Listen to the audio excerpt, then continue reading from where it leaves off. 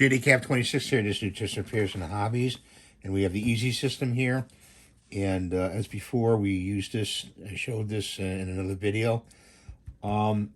Best way to do this is with a pair of pliers to put the blades on, or a Leatherman, and just open up your Leatherman and take your shaft here of the easy tool, put it in there like that.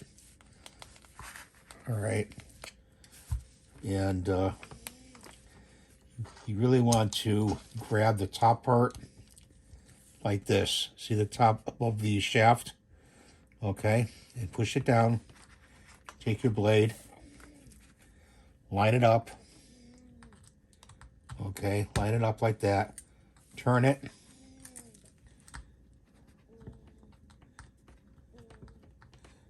Let's see if I can get it turned. You're going to turn it in between the two,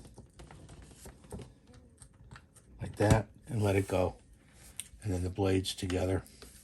So to take it off, you take your tool,